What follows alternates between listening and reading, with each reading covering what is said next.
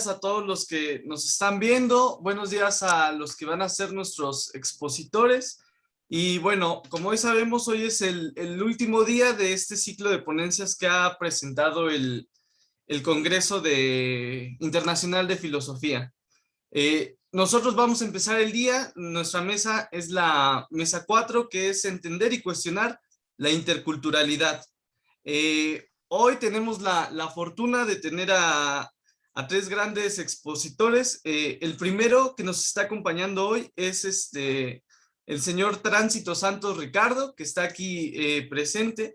Y bueno, él nos va a dar una exposición acerca de la transferencia de tecnología en pueblos originarios, una mirada desde la interculturalidad en la universidad. Después tenemos a José Ricardo Robles Samarripa con qué hacer cuando la interculturalidad, y el potencial contra lo hegemónico, ¿no?, de los pueblos originarios. Y por último, pero no menos importante, tenemos a la compañera Jacqueline Calderón, que nos va a poner una ponencia que es El infierno pueden ser los otros, ¿no?, que suena como muy, muy sartiano. Y bueno, le doy la palabra a mi compañero Ricardo. Ricardo. Hola, ¿qué tal? Buenos días a todas y a todos quienes nos acompañan en esta transmisión justamente de este 20º Congreso Internacional de Filosofía, organizado por la Asociación Filosófica de México. Y bueno, pues agradezco mucho la organización de este evento y el simposio a cargo del doctor Raúl Alcalá. Pues bueno, quiero decirles que pues el título de la ponencia está pensado hace casi 2 años, en un momento mucho antes de que la pandemia se esbozara tan siquiera, ¿no? Sin embargo, hoy podemos decir que un título mejor para esta presentación sería entender la interculturalidad en el quehacer universitario. Primero que nada, es necesario reflexionar sobre una idea acerca de qué pasa cuando analizamos un mismo objeto desde 2 puntos de vista diferentes. Norwood Hanson hace referencia a esta idea de lo que significa ver, ¿no? Y para él, el ver es el equivalente a interpretar y a interpretar el mundo, pues dice que los individuos son quienes interpretan este mundo, no los ojos en una función pasiva que tienen este órgano, ¿no?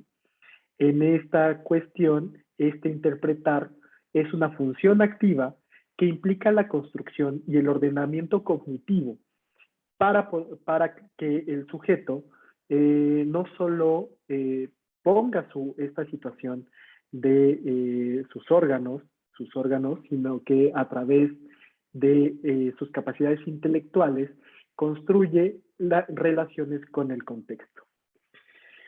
Por lo que los hechos son construidos y son teorías y socialmente identificados por los individuos a través de los contextos en los que se desenvuelven.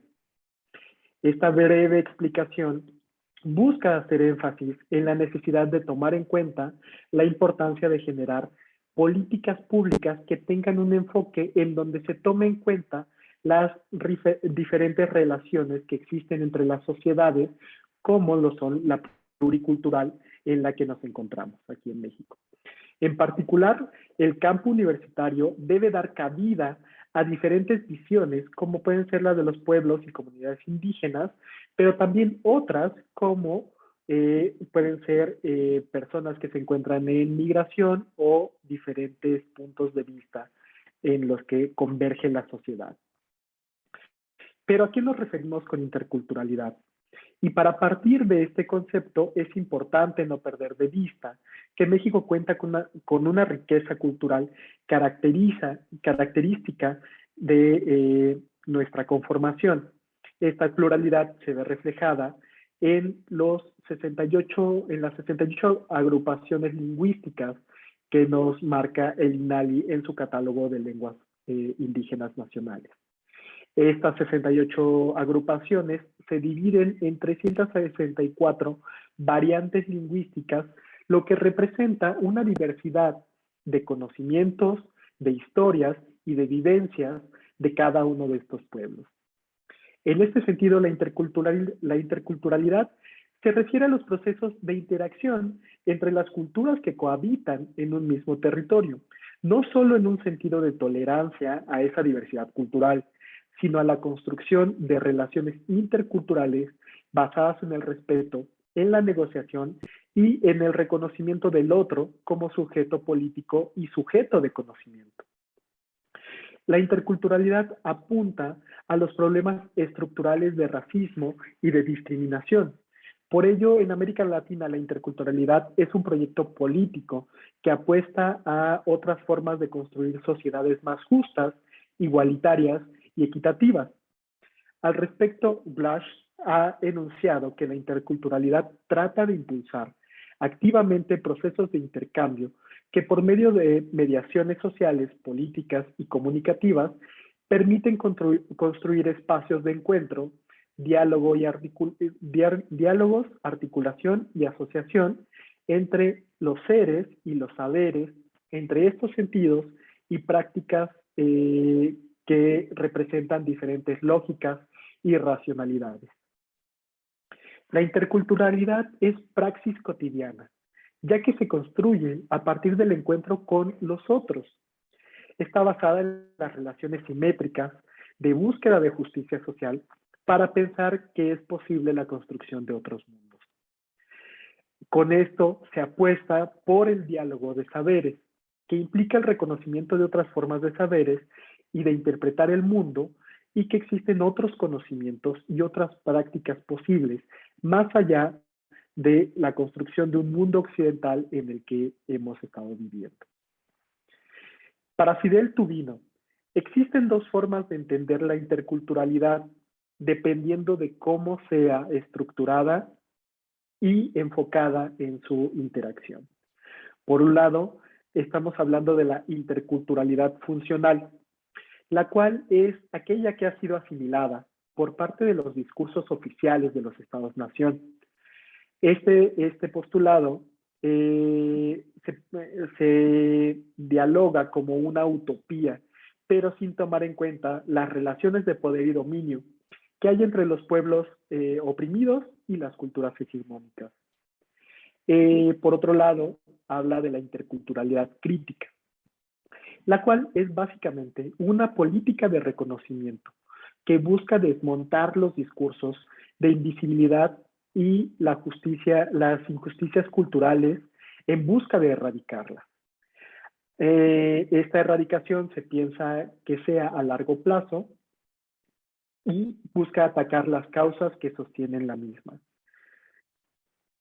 En este sentido, un proyecto de justicia cultural busca generar acciones destinadas a evidenciar y deconstruir las condiciones de no diálogo para generar espacios de reconocimiento de interculturalidad, tanto a nivel de las relaciones interpersonales como en las relaciones grupales. Entonces, la interculturalidad crítica es un punto más allá del diálogo, en el cual busca crear condiciones reales y materiales para que los individuos de las diferentes sociedades puedan converger, no importando sus diferencias pluriculturales, ¿no? Por otro lado, a nivel político, la interculturalidad se plantea como una herramienta de transformación del Estado y de la sociedad, pues exige cambios en todos los niveles de las políticas públicas y de la sociedad civil para transformar las antiguas estructuras políticos sociales coloniales e iniciar procesos de inclusión de los sectores culturalmente marginados. Esta sería la interculturalidad geopolítica y decolonializadora, en la que compartir el poder es esencial. Todo lo demás es discurso. En este sentido, la interculturalidad, al ser un instrumento de colonialidad, busca construir estados plurinacionales y de una democracia intercultural, desafiando al estado monocultural, a la democracia liberal y al sistema jurídico unitario y propone la combinación de experiencias de otras formas occidentales y las no occidentales, para redefinir nuevas formas de justicia, de educación y en todos los ámbitos del conocimiento, bajo un concepto de una nueva ciudadanía, de un respeto a los derechos humanos y del reconocimiento de la doble identidad de los individuos. En este sentido, se funda la interculturalidad en la necesidad de construir relaciones entre culturas, como también entre prácticas lógicas y conocimientos distintos, con el afán de confrontar y transformar el poder, las estructuras de poder que existen. Esta situación busca no solamente enfatizar en situaciones de gobierno, sino también en instituciones de la sociedad que existen y que tienen un componente principalmente en estas sociedades monoculturales, como pueden ser las universidades, las cuales estas diferentes sociedades han naturalizado las asimetrías sociales, ya que simplemente se parte de la pluralidad ética y cultural de la sociedad y no del derecho a la diferencia. Es así que estos modelos de interculturalidad buscan transformar diferentes aspectos y las diferentes corporaciones públicas que existen, buscando que campos como la educación, los modelos de salud, la perspectiva del medio ambiente, la justicia, el patrimonio y los sistemas de información se puedan transformar en una visión mucho más amplia. Las políticas educativas deben de ser un puente para asegurar el tránsito hacia el pluralismo jurídico y la justicia intercultural como una expresión del Estado en el que nos desenvolvemos. En términos de León Olivé, un modelo intercultural busca fundamentar el doble derecho de los pueblos y de las culturas, primeramente a la diferencia y a la participación en la construcción de sus sociedades nacionales. Y en un segundo punto, busca justificar la obligación de los pueblos y de las culturas a cambiar mediante la articulación de un modelo basado en la concepción pluralista del conocimiento y de la moral, para que las características de este proyecto sean la de la búsqueda de las condiciones para la preservación y el fortalecimiento de la identidad cultural, pero también se desarrollen proyectos en conjunto con otras culturas con creatividad, innovación y cooperación. Ahora, abundando o aportando en el caso de las políticas públicas, tenemos que decir que estas son las acciones de gobierno y las acciones por las que el gobierno entra en acción, que buscan dar respuesta a las demandas sociales. Como señala Charles y Plano, se puede entender como el uso estratégico de recursos para aliviar los problemas nacionales. En otra idea de Heston, las políticas públicas son aquella acción en la que se extraen recursos de la sociedad para volverlos a colocar en ella. Son actividades que desarrollan las diferentes instituciones de gobierno en función de las necesidades de la población y que buscan fortalecer la democracia. En este sentido, en el caso específico de la Universidad Nacional Autónoma de México, bien sabemos que su finalidad es la de impartir educación superior para formar profesionistas, investigadores, profesores universitarios y técnicos útiles a la sociedad, a través de la realización y organización de diferentes investigaciones que buscan atender los problemas nacionales y beneficiar a la cultura nacional.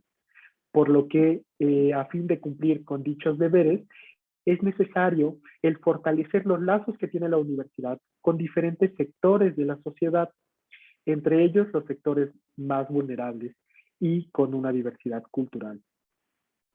Esta relación no puede continuar siendo planteada desde una jerarquía de conocimientos y de estructuras que coloque a la universidad por encima de otros sectores sociales, silenciando sus voces y ahogando las necesidades que debe atender la misma y dejando fuera del discurso y preservando la exclusión de dichos grupos en la participación de las actividades universitarias.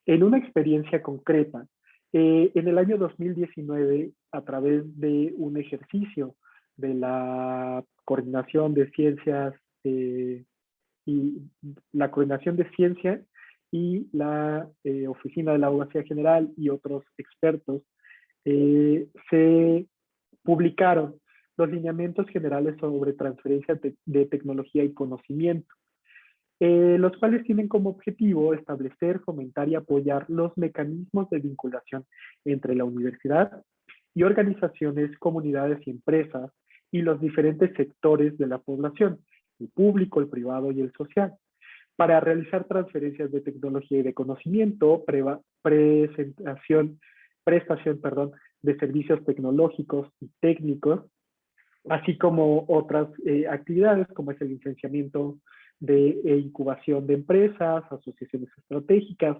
alianzas tecnológicas, redes de innovación, entre otros.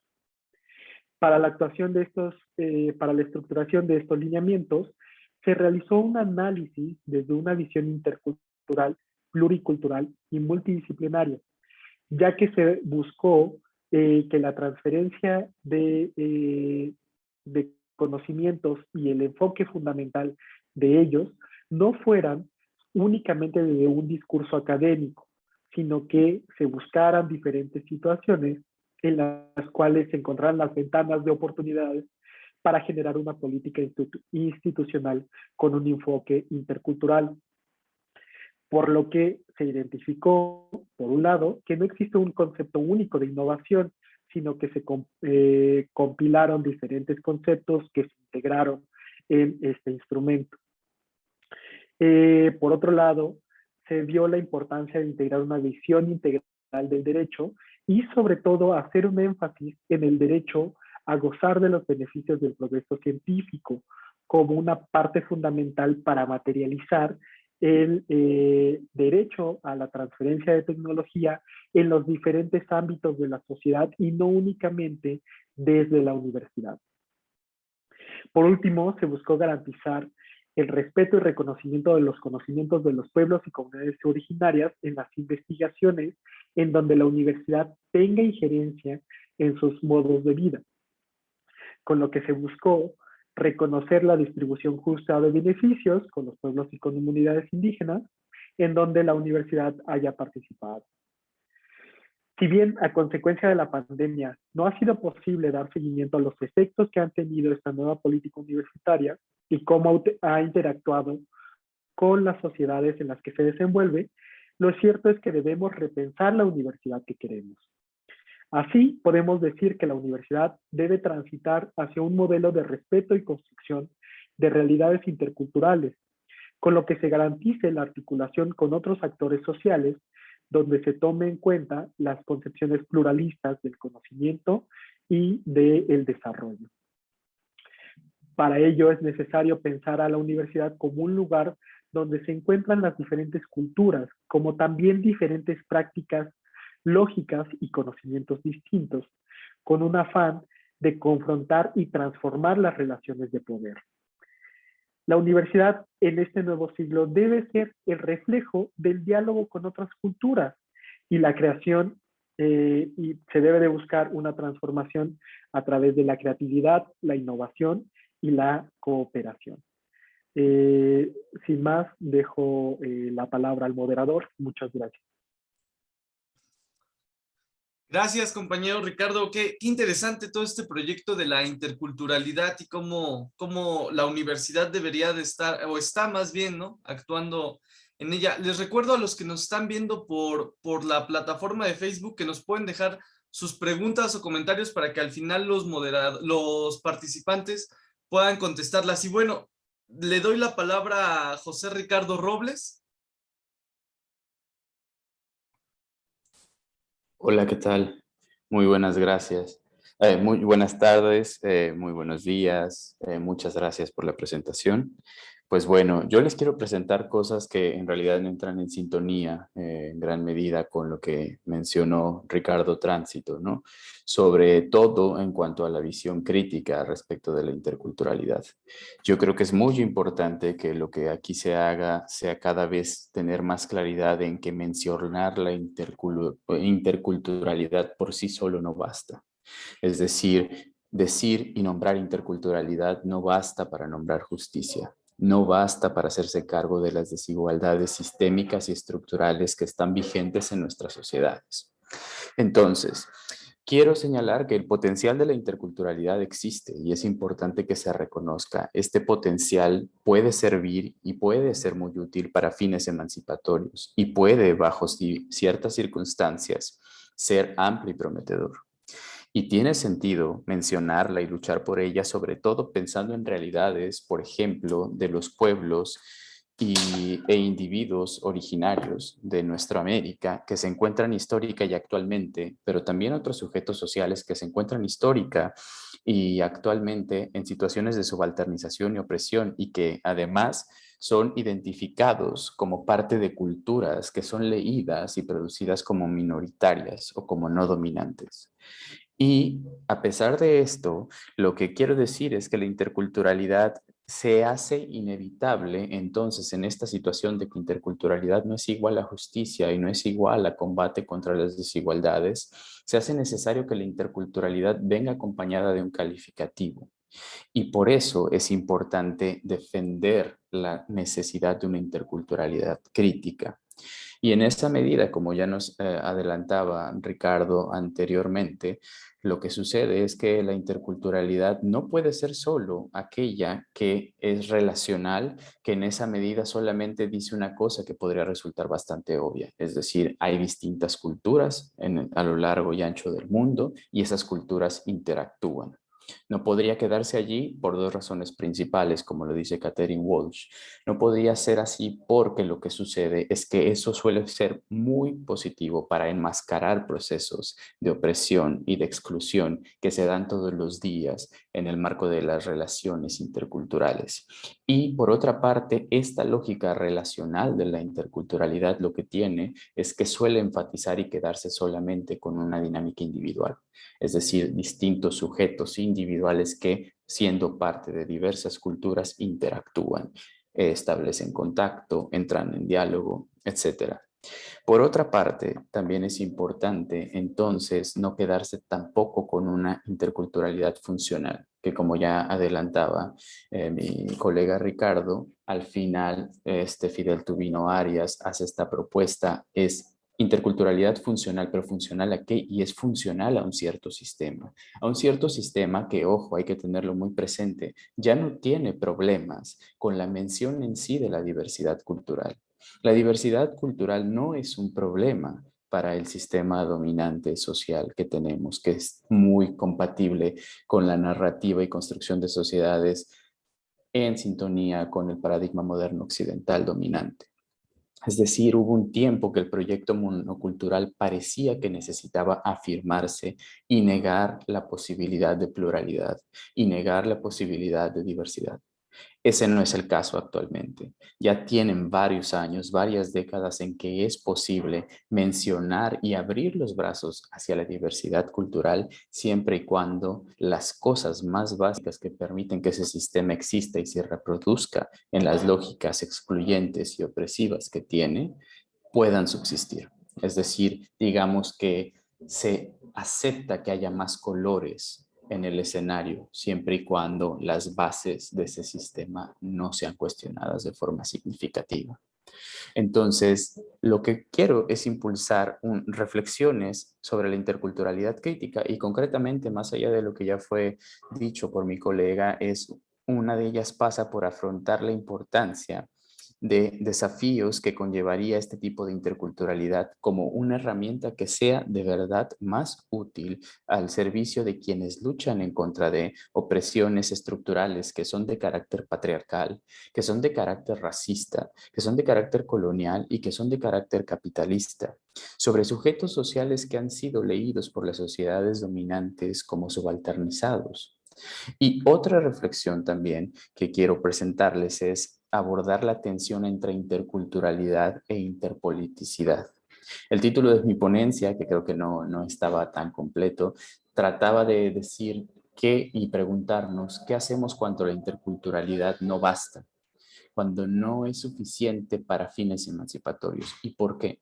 Porque esto alrededor del contacto en estos años con gente involucrada en luchas en contra de opresiones sistémicas y estructurales, dígase clasistas, dígase sexistas, dígase racistas, una de las cosas que me fue referida más constantemente cuando yo alzaba la bandera de la interculturalidad, digamos, era el riesgo que significa muchas veces que esa interculturalidad sirva como una lógica y herramienta de despolitización de la gente.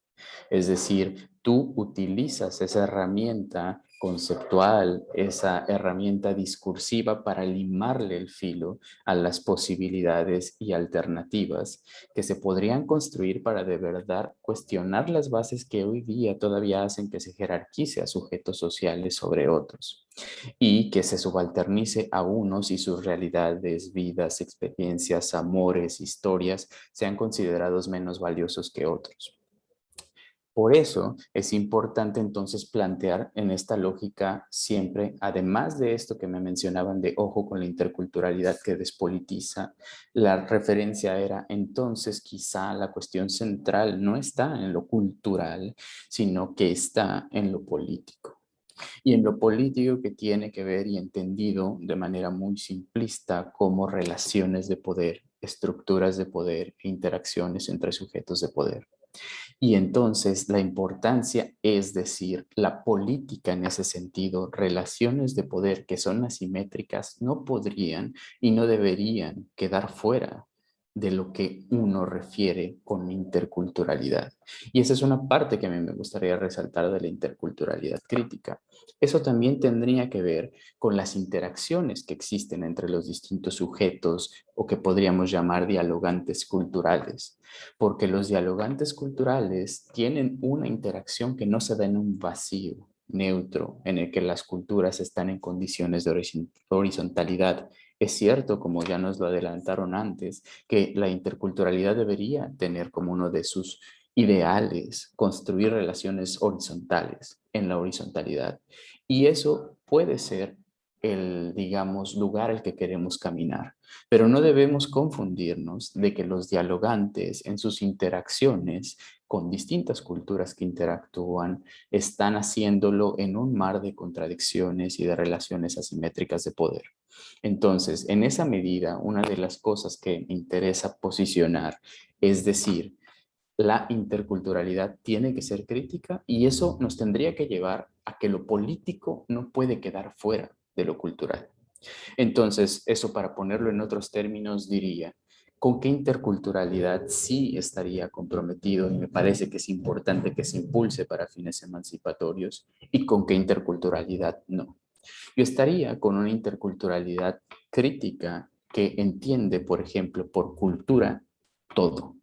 Todo en el sentido de las instituciones sociales, que dentro de eso está el Estado, que dentro de eso están las relaciones económicas, que dentro de eso están las organizaciones de los sistemas electorales, que dentro de eso está la cuestión de los sistemas jurídicos, que dentro de eso están los derechos humanos.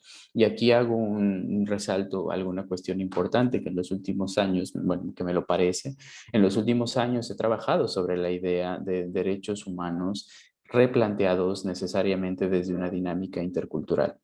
Y entonces eso significa que no permitamos que los derechos humanos sean una herramienta que, revestida de una supuesta neutralidad, nos sirven para evaluar. Es como si fuese un barómetro de aceptabilidad de lo que puede o no puede ser aceptado en cualquier lugar. Esto no quiere decir que la lógica sea, entonces vamos a cuestionar todo desde un relativismo cultural y todo es posible. No es así. La cuestión es, no puede dejar de reconocerse que los derechos humanos son también una expresión de una cierta cultura y en gran medida son expresión y coincidentes con la cultura occidental dominante. No con todo Occidente, no en todos sus momentos, no en todos sus espacios, pero sí con una forma dominante de ver las cosas y las relaciones entre personas. Pido paréntesis que me informen cuando queden 5 minutos de la presentación, por favor. En esa medida, entonces, retomando el hilo, ¿qué interculturalidad yo estaría de acuerdo en suscribir? Sería esa, la que en cultura incluye todo y que podría ser potencialmente importante para cuestionar las relaciones asimétricas de poder, las situaciones de exclusión y las situaciones de opresión. ¿Con qué interculturalidad no estaría yo de acuerdo y aceptaría entonces las críticas de las personas que dicen que la interculturalidad es un problema más que una cosa benéfica, sobre todo desde luchas de los pueblos racializados, desde luchas de los pueblos originarios, desde individuos que reciben distintas formas de opresión, desde las luchas de muchas mujeres que están en contra de un sistema patriarcal, de otras sexualidades divergentes?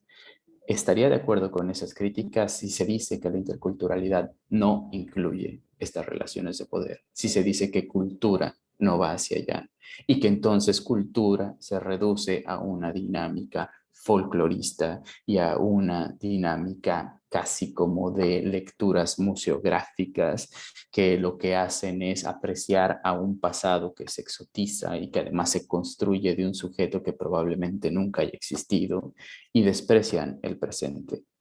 Con esa forma de leer la interculturalidad no estaría de acuerdo y por eso pensaría que sería más importante impulsar una visión interpolítica de las cosas, unos diálogos interpolíticos. Ahí se va a abrir toda una ala nueva de discusiones y de trabajo a realizar. ¿Por qué? Porque lo político ha sido entendido y cooptado por una lógica, sobre todo en sociedades como la nuestra, en la mexicana, muy atravesados por una dinámica en lo que pareciera que el sistema de partidos y la política institucional del Estado es la más dominante y a eso se reduce la política. Pero obviamente aquí se comparte, es mi postura, que en realidad eso no puede ser reducido de esa forma. Y entonces política no es equivalente a Estado y política no es equivalente solamente a partidos políticos. Política tiene un sentido mucho más amplio de debate y cuestionamiento de las relaciones de poder que se preocupan y se ocupan de las formas de organización colectiva en nuestras distintas sociedades.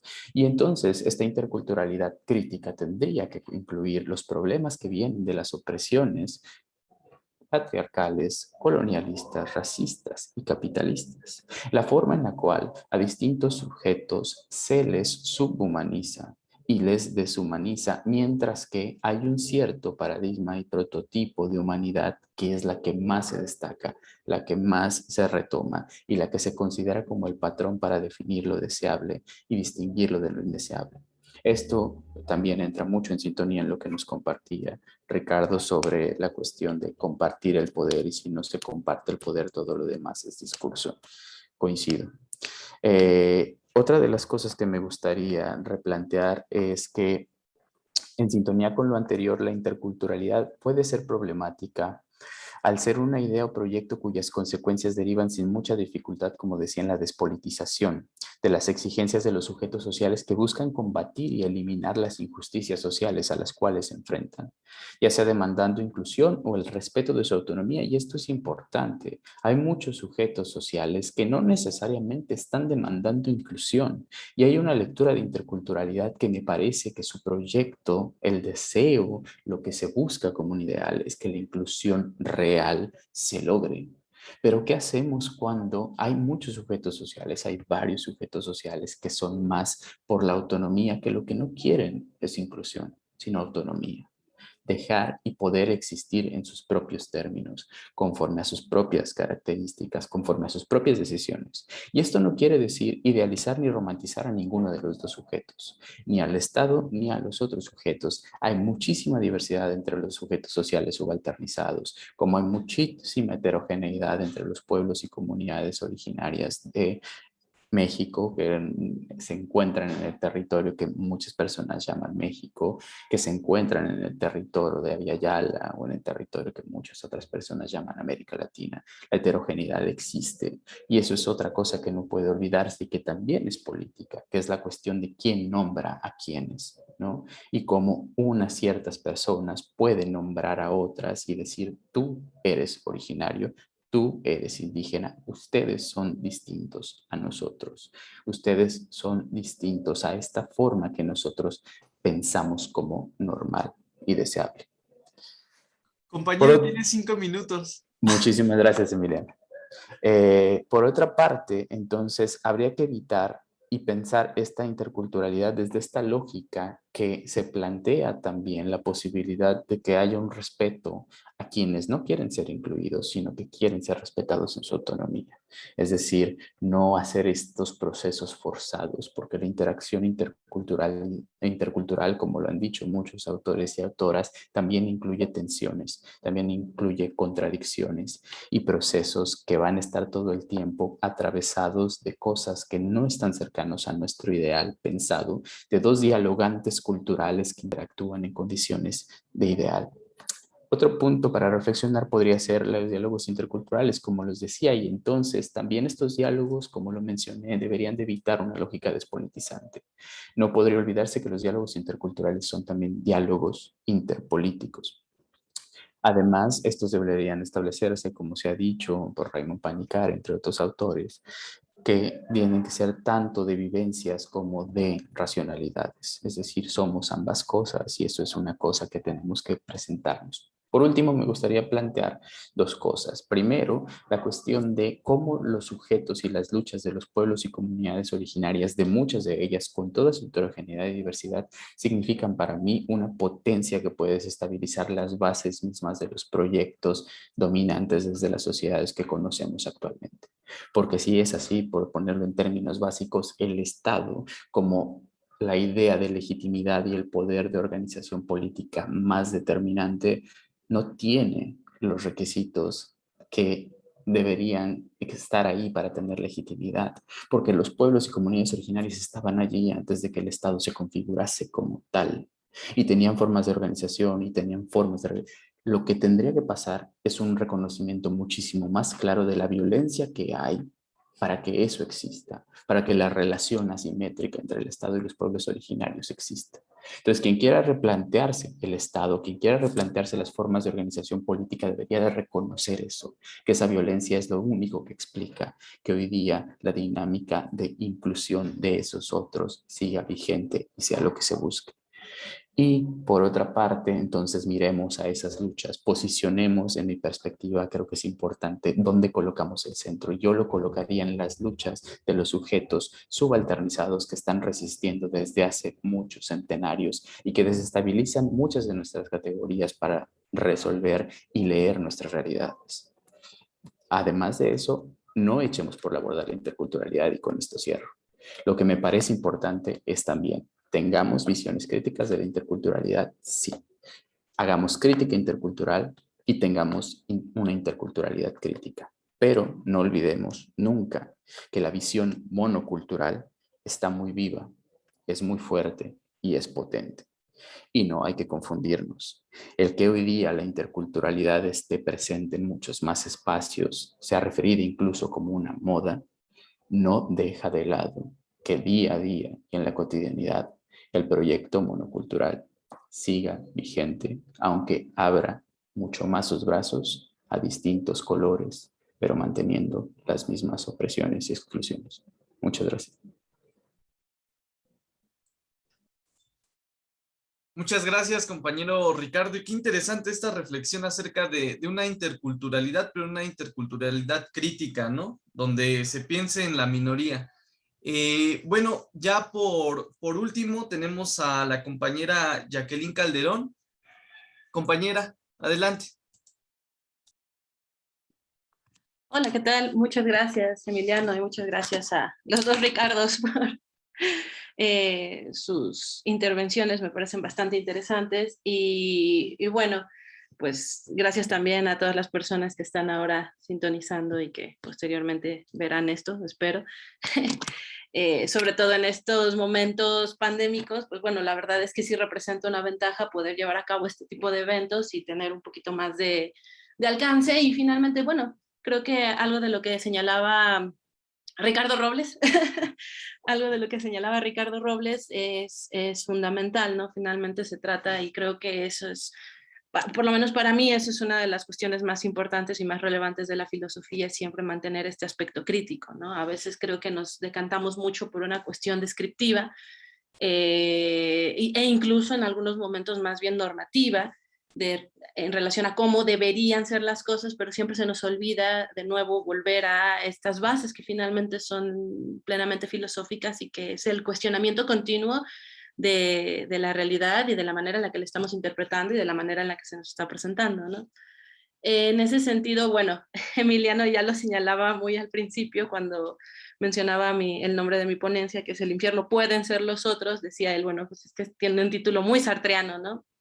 Y yo, sí, efectivamente, es un título muy sartreano y me interesa abrir con esto y también intentar cerrar con esto, eh, porque, claro, o sea, pongo un poco en contexto lo que estoy haciendo realmente con el título, es jugar con la frase sartreana, que, bueno, es esta frase que yo siempre me estoy peleando porque es archi recontra reconocida, pero al mismo tiempo es muy mal interpretada. Yo entiendo que también, ¿no?, pues las interpretaciones es difícil decir si hay buenas o malas interpretaciones, pero me parece que sí hay momentos en los cuales uno puede atentar contra el pensamiento del autor, o por lo menos las intenciones del autor.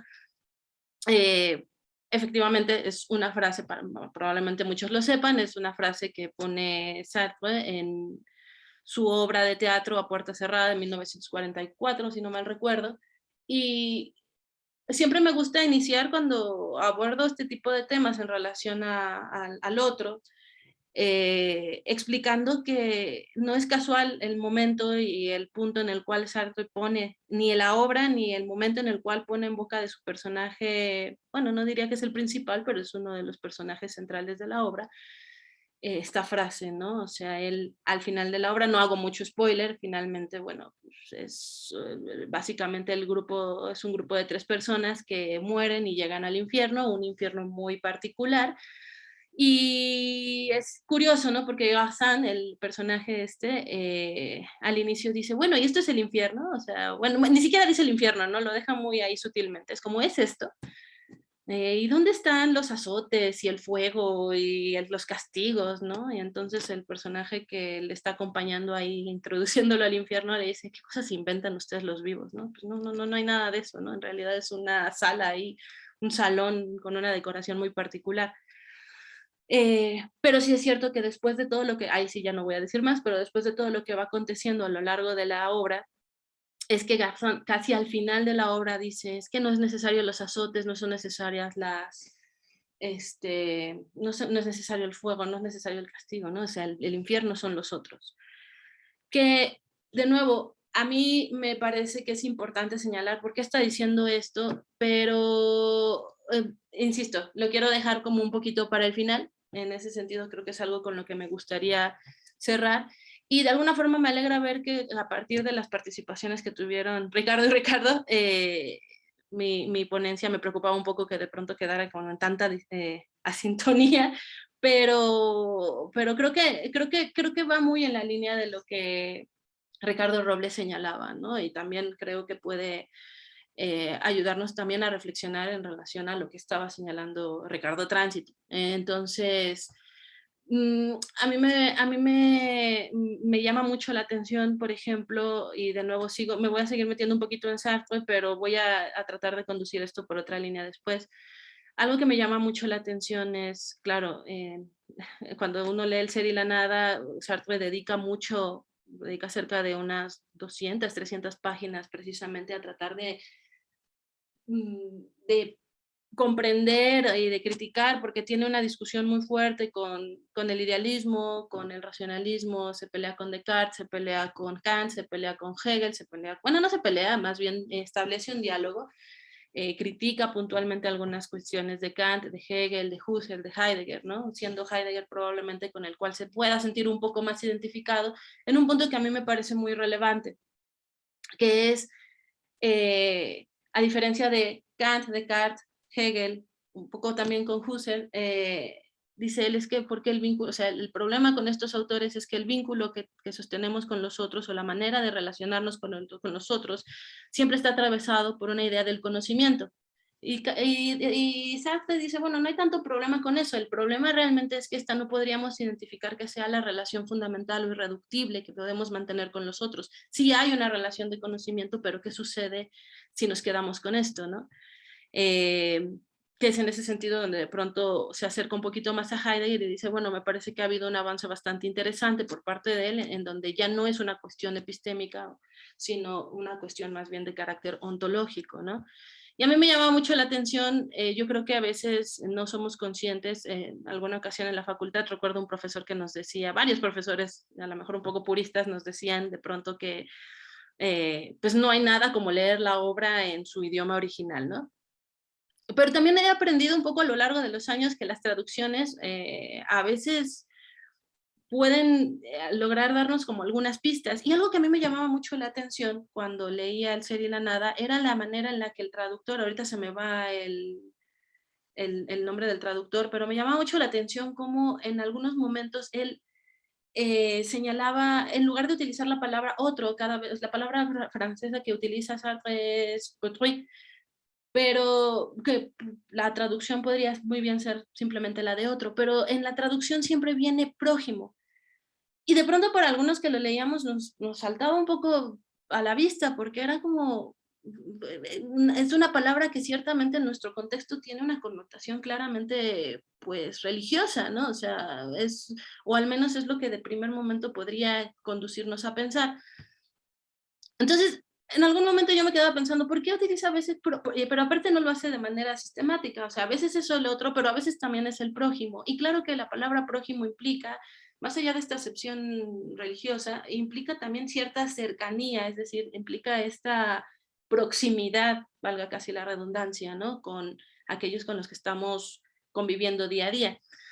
Y en ese sentido, pues me parece que obviamente no es la filosofía la primera en abordar el tema, de hecho, de manera ya como más concreta, a lo mejor en la filosofía, lo primero que sí, o una de las primeras cosas que sí se empiezan a problematizar, podrían decirse, es la relación del individuo, aunque podríamos dudar, por supuesto, de que hubiera una comprensión como tal de individuo, pero bueno, un poco como serían las relaciones del individuo con lo otro, ¿no? O sea, ya sacando como totalmente de la categoría, a lo mejor un poquito más cercano después al pensamiento cartesiano.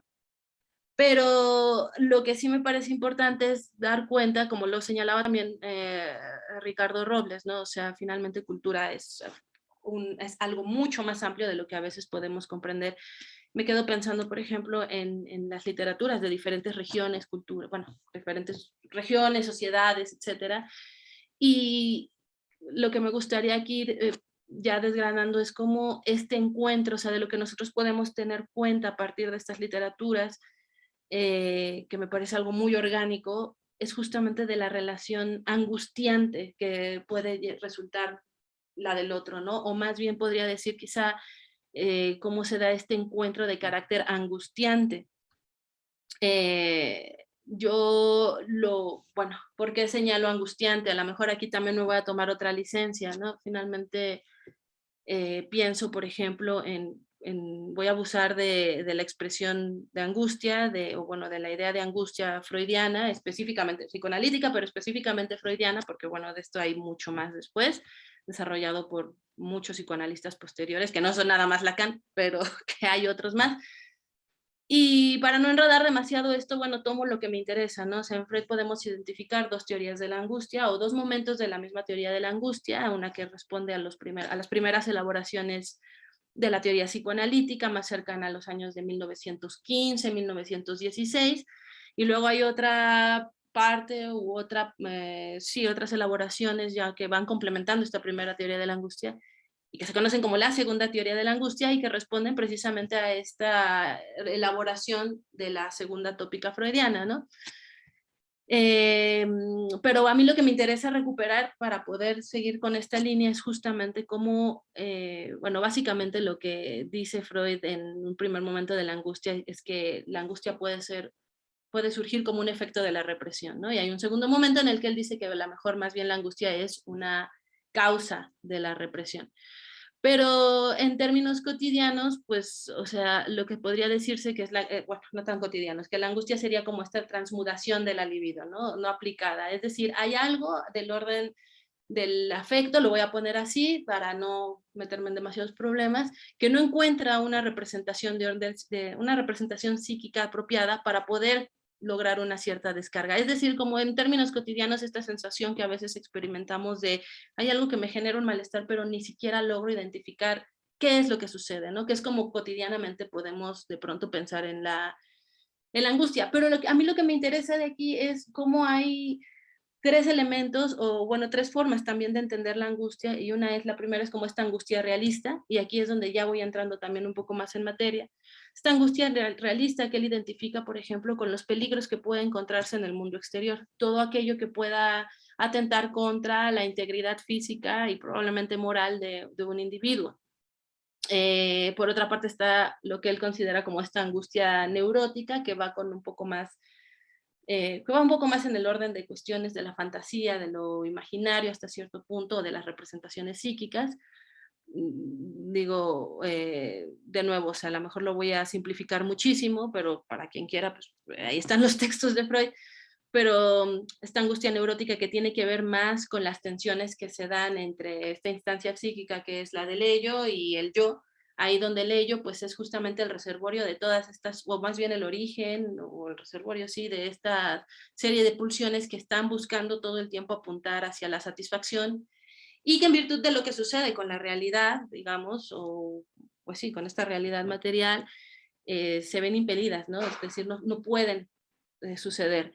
Y luego finalmente existe otra que es de índole social, o bueno, una angustia de índole social más ligada a las funciones del superyo, en esta acepción del superyo donde es más bien una cuestión de conciencia moral, por así llamarlo, ¿no? Y que apunta al ideal del yo y que pues justamente es el conflicto entre el yo y la imposibilidad de cumplir también con esos designios del superyo. Entonces, ¿por qué señalo esto? Porque de pronto leyendo sobre los temas precisamente de estos encuentros con el otro, de qué significa encontrarse con el otro, me parece que hay dos formas de entenderlo, o que hay dos maneras de pronto de poder abordar la cuestión. Una, que es, creo, la que ha sido preponderante, y que tiene que ver mucho con estos temas de interculturalidad, por ejemplo, que es, bueno, qué sucede en mi encuentro con otra cultura, qué sucede en mi encuentro con otras sociedades, qué sucede en mi encuentro con individuos con los cuales ni siquiera me puedo lograr identificar, o que de pronto no puedo lograr comprender.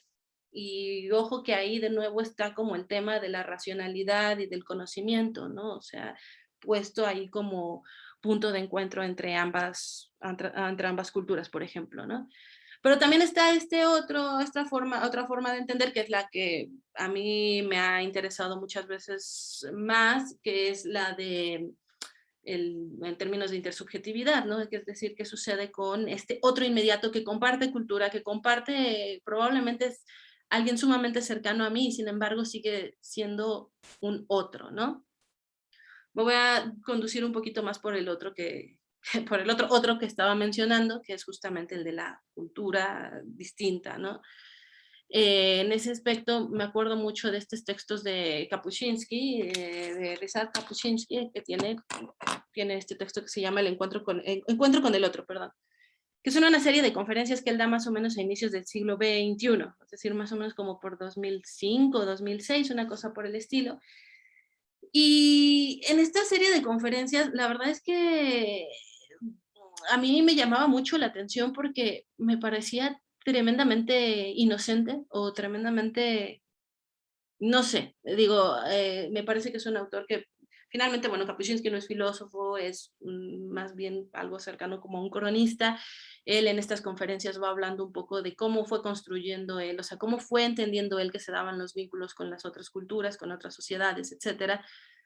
Pero me parece que sí hay algo ahí de fondo que puede ser bastante escandaloso, y es que él prácticamente en algunos momentos dice que por naturaleza, la actitud primera que uno puede manifestar, una cultura puede llegar a manifestar por otra, es de curiosidad, pero al mismo tiempo también muy cercana a la solidaridad, ¿no? O sea, muy cercana a tratar de establecer ciertos lazos que pudieran beneficiar a una y otra cultura, ¿no? Básicamente él sostiene en estas charlas que la actitud hostil puede venir en un segundo momento. Yo me pregunto si en realidad será así. O sea, no niego, me parece que no es posible negar que hay un primer acercamiento a partir de la curiosidad, pero quizá mi beta psicoanalítica me hace pensar más bien en lo que yo mencionaba hace unos momentos a propósito de Freud, ¿no? Es decir, esta idea en la cual más bien en un primer momento es no sé, es como una actitud de cierta intriga. No sé, por alguna razón yo encuentro es una diferencia entre curiosidad e intriga, ¿no? Porque finalmente la intriga me va a indicar a mí que hay algo que es desconocido, que es diferente, pero eso no me garantiza que necesariamente lo pueda yo vivir con agrado. Finalmente podemos pensar de nuevo, en que puede llegar a atentar contra mi propia existencia y la de mi grupo, por ejemplo, ¿no? Entonces, bueno, también es cierto que a partir de esto hay muchísimos autores que de pronto tratan de abordar la cuestión. Pensemos, por ejemplo, en esta idea que nos dice, me quedo pensando, ¿no? Hace algunos días que estaba revisando estos textos, por ejemplo, en Carl Schmitt, el jurista, a propósito de cómo es necesario, por ejemplo, ¿no? De pronto un enemigo que pueda garantizar la unidad del grupo. Es decir, como estas dinámicas también que tienen que ver con la violencia hasta ciertos niveles en las cuales se establece que nosotros nos constituimos identitariamente a partir de lo que queda y lo que ponemos fuera, ¿no? O también alguien que a mí me ha parecido pues muy esclarecedor, a lo mejor tampoco es que yo tenga mucho conocimiento sobre estos temas, pero alguien que me ha parecido muy esclarecedor también es Todorov, que recupera, y me parece fundamental de pensarlo así, a propósito también de lo que señalaba Ricardo Robles, esta cuestión como del etnocentrismo, ¿no? O sea, que es esta idea que consiste en el hecho de elevar, Todorov dice en algún momento, indebidamente, a la categoría de universales los valores de la sociedad a la que uno mismo pertenece. Pero también está este otro personaje que Todorov recupera y que es, de alguna forma, ¿cómo lo denomina? El universalista no etnocéntrico, ¿no? Que dice que trataría de fundamentar en la razón, dice él, bueno, esto lo voy a leer textualmente, ¿vale? Dice, trataría de fundamentar en la razón la preferencia que siente por ciertos valores en detrimento de otros. Incluso se mostraría particularmente vigilante respecto de aquello que, aun cuando le pareciera universal, figurara en su propia tradición, y estaría dispuesto a abandonar lo que le es familiar y a adoptar una solución observada en un país extranjero, bueno, nosotros podríamos decir un país extranjero, pero también en un mismo país en que nos queda claro que hay unas divisiones, o sea, hay más, no es nada más una cuestión de país, ¿no? Perdón, observada en un país extranjero o encontrada por deducción, nos dice él, ¿no? Y aquí es donde me parece que es muy importante, me quedo pensando en los fenómenos que en la actualidad han acontecido. Efectivamente, creo que es muy importante saber cómo nos posicionamos en el momento de tratar de entender la manera en la que nos vamos a vincular entre todos, digámoslo así, ¿no? Entre diferentes culturas. Porque me parece que algo, a lo mejor yo lo voy a decir sin muchos tapujos, pero me parece que algo que ha acontecido mucho últimamente es sí una reivindicación. Por ejemplo, yo tuve la oportunidad de estar en una estancia de investigación en España, fue muy interesante para mí porque tuve la oportunidad de convivir con diferentes colectivos. Un par ahí de colectivos racializados, estaba por ejemplo, uno de los problemas muy acuciantes por allá era el tema del racismo institucional.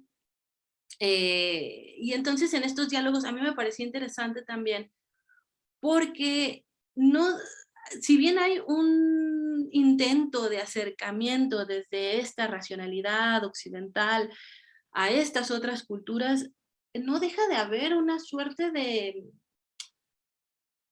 lo voy a decir así, o sea, parece como si estuviéramos regresando una vez más al mito del buen salvaje.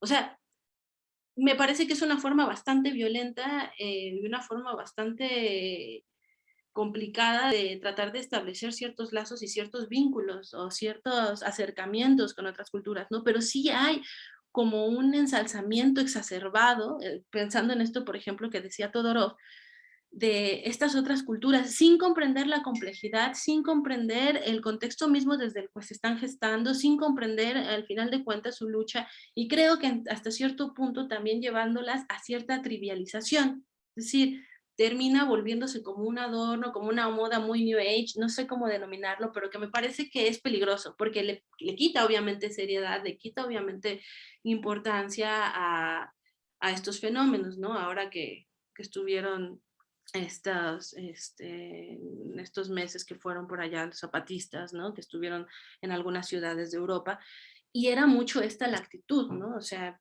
yo me quedo pensando, pues hay mucha gente que está tratando de trabajar sobre estos temas y qué es lo que está sucediendo, ¿no? Recuerdo también como un poco a modo de anécdota en algún momento hablando con uno de los grupos, bueno, con participantes de diferentes colectivos racializados, y ellas hablaban, por ejemplo, de lo que sucede en las marchas, en las del 8M, por ejemplo, de cómo hay obviamente un desconocimiento, o sea, cómo hay se empiezan a hacer diferentes secciones en las cuales no deja de imperar justamente o de pretender imperar un tipo de racionalidad, un tipo de forma de hacer las cosas, ¿no? Me acuerdo que una de las anécdotas que me llamaba mucho la atención y que ellas comentaba era como al momento de ir en la marcha y de dividirse en diferentes colectivos, decían ellas, es que al colectivo de mujeres racializadas nos dejaron al lado de la batucada, ¿no? O sea, estábamos al lado, o sea, cada vez que nosotros gritábamos algo, éramos automáticamente silenciadas como por estos, pues, básicamente por la música. Entonces eso a nosotros obviamente nos hace pensar cosas, ¿no? Pero de nuevo, hay como estos intentos de reapropiación cultural, hay como estos intentos de tratar de comprender de qué manera se van articulando las identidades y cómo podemos entrar en comunicación con estas otras identidades, ¿no? Entonces, sí me parece, creo que ahora que escuchaba justamente a Ricardo Robles me llamaba la atención precisamente esta cuestión sobre hacer una crítica, ¿no? O sea, ¿cuáles son, por ejemplo, en este caso, las dos caras de la moneda? O sea, ¿qué sucede? Creo que, o sea, cuando tenemos como francamente una perspectiva en la cual se pretende imponer una forma de pensar, de interpretar la realidad, de vivir, y se considera que la propia es la mejor, la imperante, la que debería prevalecer, bueno, pues ahí por lo menos las cosas son bastante claras, ¿no? O sea, no es tan difícil detectar ahí como esos vicios. Pero ¿qué sucede cuando se trata de hacer supuestamente un ensalzamiento de estas otras culturas, como lo dice Todorov ahí, en detrimento de otros, aunque no sea la mía, pero también con base en qué? Es decir, cuáles van a ser, o sea, qué es lo que yo estoy tomando como punto de partida para poder reconocer la relevancia cultural de estas, ¿no? Sin entonces caer en infantilizaciones, ¿no? Porque finalmente también parece que hay mucho de eso. Eh, o victimizaciones también, y que traen, no me acuerdo si era Zizek o Sloterdijk, que de pronto por ahí señalaban algunos puntos, ¿no? O sea, cómo precisamente al victimizar como todo este tipo de colectivos también en el momento de que hay una política de restitución, hay un movimiento ahí medio extraño en el cual tampoco pueden tomar esa supuesta restitución, ¿no? Y además, ¿qué implicaría la restitución? Entonces, voy a regresar un poquito, ay, ya no me fijé muy bien a qué hora comencé, pero por ahí me van avisando. Eh, porfa. Pero ahí es donde a mí me interesa volver también un poco a Sartre. O sea, ¿por qué digo que el infierno pueden ser los otros? Bueno, está muy satanizado este pobre autor, o bueno, más bien ha funcionado como un elemento muy, no sé, como un autor a lo mejor muy atractivo, como para los momentos de misantropía que puede experimentar una persona. Y continuamente a la gente le gusta esta frase, ¿no? Del infierno son los otros, porque finalmente devela un poco este carácter problemático, las dificultades que implica el poder convivir con las otras personas.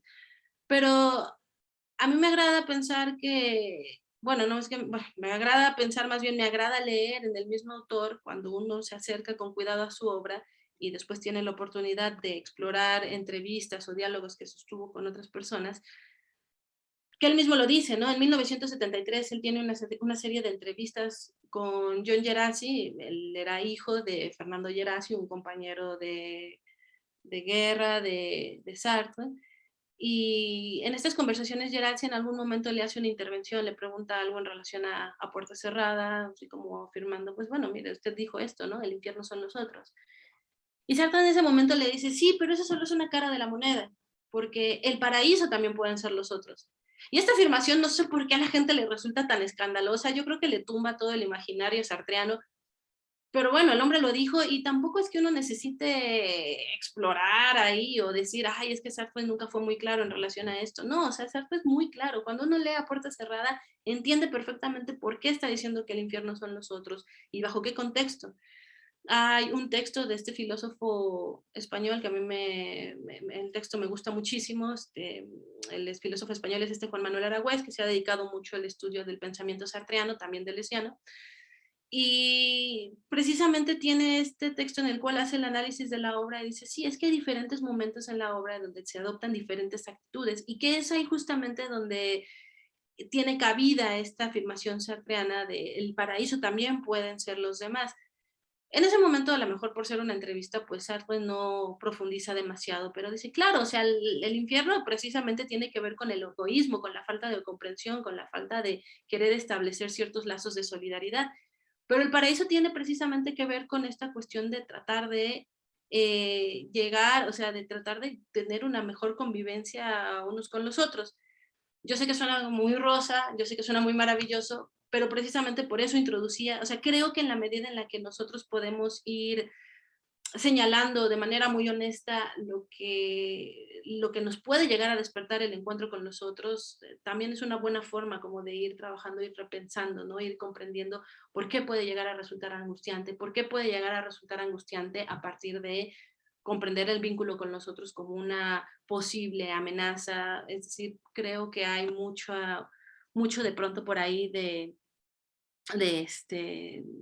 para poder repensar y analizar, ¿no? Y que al mismo tiempo, y a lo mejor esto lo voy a dejar nada más así como un poco sobre la mesa, me quedo pensando, y lo he estado pensando ya desde hace un tiempo, en algo que a partir de la enseñanza de la filosofía ha estado todo el tiempo permeando nuestro pensamiento, ¿no? O al menos como, a ver, yo no puedo hablar de toda la enseñanza de la filosofía, pero hablo de mi experiencia, habiendo estudiado la licenciatura, la maestría y estar haciendo ahora el doctorado en la Facultad de Filosofía de la UNAM.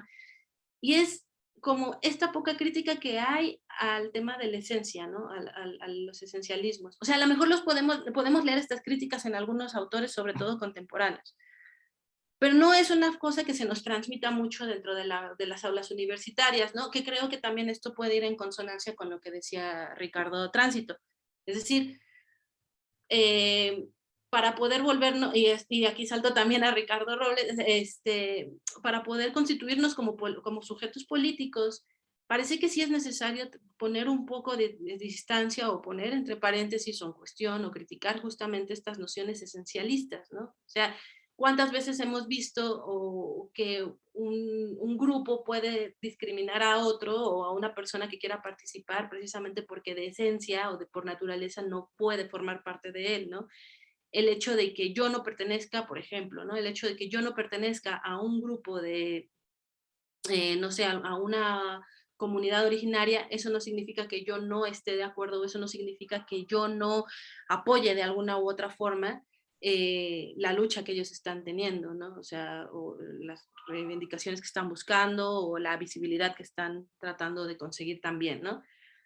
Digo, estoy poniendo esto porque creo que nos atraviesa en diferentes niveles, porque finalmente parece que hay un hiperesencialismo, ¿no? En el cual, pues yo, por ejemplo, soy Jacqueline Calderón y pues yo soy mujer mexicana de 30 y tantos años. Entonces, eso poco a poco, ¿hasta qué punto me permite precisamente establecer vínculos con otras personas y formar parte también de esas luchas? Es decir, creo que de pronto este tema del esencialismo es algo importante, es algo que a lo mejor ha frenado mucho la reflexión o ha frenado mucho las posibilidades de acción.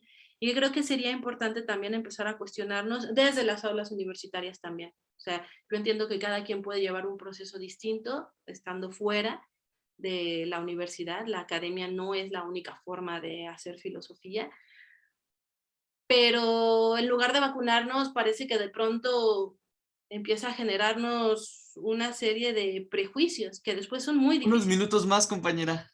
Y Gracias. bueno, yo ya básicamente termino con esto. Esa es la razón por la cual yo ponía en el título de la ponencia, el infierno pueden ser los otros. Pues sí, porque finalmente no hay una cuestión, ni una cuestión esencialista respecto a cómo se tienen que dar los vínculos con los otros, pero también tiene que ver mucho con la manera en la que nosotros nos posicionamos.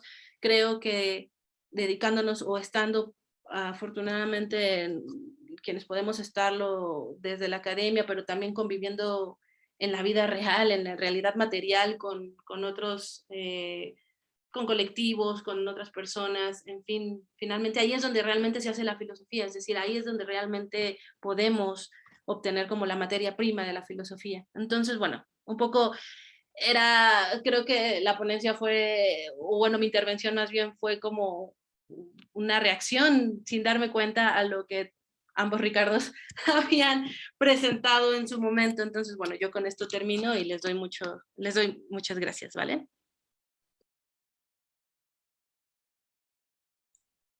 Muchas gracias, compañera. Qué interesante tu postura sobre esta obra de teatro que presentas Actré, ¿no? Y justamente se relaciona la otredad precisamente con la interculturalidad, ¿no? Hablar de los otros es hablar de sus pensamientos y de sus culturas. A todos los que nos están viendo en vivo desde Facebook, les recuerdo que pueden mandarnos sus preguntas para que los expositores las contesten. Y bueno, ya tenemos algunas. Las voy leyendo para que las puedan ir pensando y contestando, ¿no? Manuel nos pregunta y dice, muchas gracias al profesor Tránsito y son dos preguntas, sería, ¿cuál es la relación entre la empresa y la interculturalidad? Esa sería una. Y la siguiente que igual nos dice Mau es, ¿se pueden desneoliberalizar las empresas y encaminarlas hacia una justicia social? Por otro lado, también tenemos a Rafael Peralta, que nos dice igual, que estas son para los dos primeros ponentes y nos dice, ¿cómo contestarían ustedes, el profesor Ricardo y bueno, los dos Ricardos? ¿Cómo contestarían a qué tendría que ser la relación entre el Estado y las poblaciones que difieren de sus políticas o acciones? Y también nos pregunta, ¿qué hacer, por ejemplo, si hay algunas que no aceptan la vacunación, ¿no? Poniendo el caso de la pandemia actual, nos pregunta Rafael. No sé si quieren contestar primero estas y seguimos con las otras o quieren que lea todas.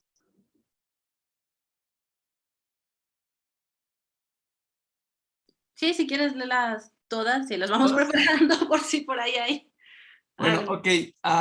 La siguiente es, muchas gracias por su charla, es muy interesante y nos dicen, ¿creen que es posible defender la identidad de un grupo creando enemistad con otros? ¿Cómo se justificaría esto hoy?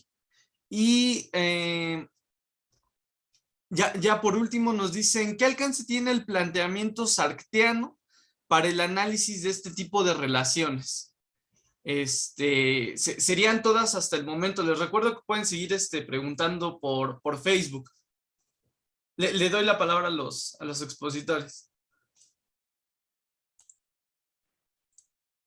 Gracias. Pues yo creo en este mismo orden, esta primera pregunta, bueno, las dos, ¿no? De cuál es la relación entre las empresas y la interculturalidad y si se puede desneoliberalizar a las empresas y llevarlas hacia una justicia social, pues en realidad el modelo de interculturalidad, como bien lo señalaba también mi colega Ricardo, es un proceso a largo plazo, que hoy en día estamos en un constante debate y en una constante confrontación para construir espacios realmente interculturales, con una interculturalidad crítica. Y las resistencias son muy fuertes, ¿no? Las resistencias son parte de todo esto que nos describía Ricardo, que es en un sentido dialógico, podemos decir, y podemos hablar que estamos viviendo sociedades interculturales y que el gobierno se esfuerza plenamente en que existan condiciones para ejercer y para vivir la interculturalidad, cuando al final de cuentas nos topamos con pared al intentar realmente hacerlo o al realmente proponer modelos interculturales de vivir la realidad, ¿no? Sin embargo, el punto de las empresas y el punto de cómo llevarlas hacia estos puntos interculturales tiene que ver con un proceso educativo. Y con este proceso educativo tiene que ver la universidad, ¿no?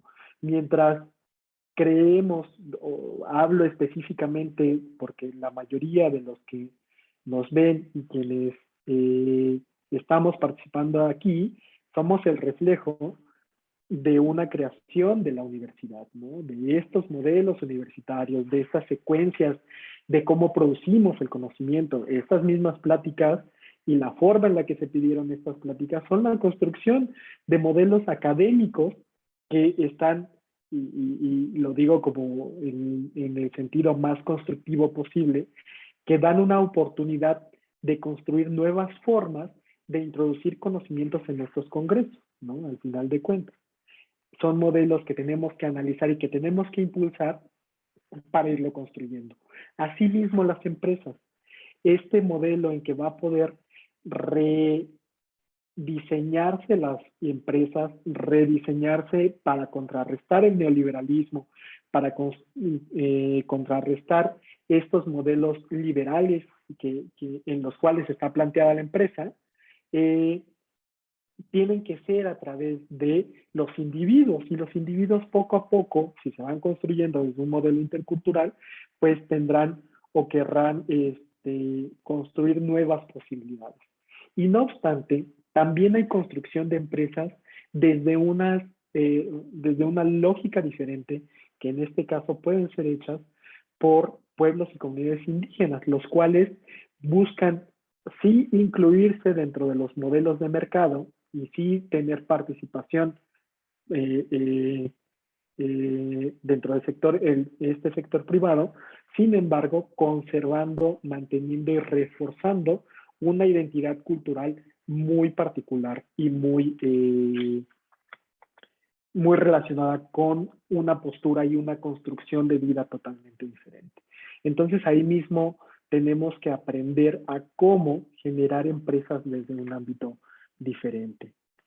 ¿Cuál tendría que ser la relación entre el Estado y los pueblos indígenas? Pues bueno, esta pregunta yo creo que va más enfocada en lo que está señalando Ricardo. Y en el tema de qué hacer con los pueblos que no aceptan la vacunación. Bueno, ese es un ámbito que yo creería que está más enfocado en la filosofía de la ciencia y en el derecho al gozar de los beneficios también de la ciencia, pero tiene que ver con un espectro de que para que nosotros entendamos en qué consiste la vacunación, tiene que haber información. Y lo cierto es que la propagación de mitos, de diferentes discursos en los cuales la vacunación no se acepta, tiene que ver con la carencia de información clara, información muy en particular de cómo es el proceso científico y por qué es importante que la vacunación se dé, ¿no? Esto tiene que ver con una deficiencia en las políticas públicas para generar instrumentos accesibles a la población, ¿no? Porque el derecho a gozar de los beneficios de la ciencia tiene una implicación en generar información totalmente clara para la población, acercarla de una manera que puedan comprenderlo cualquier persona.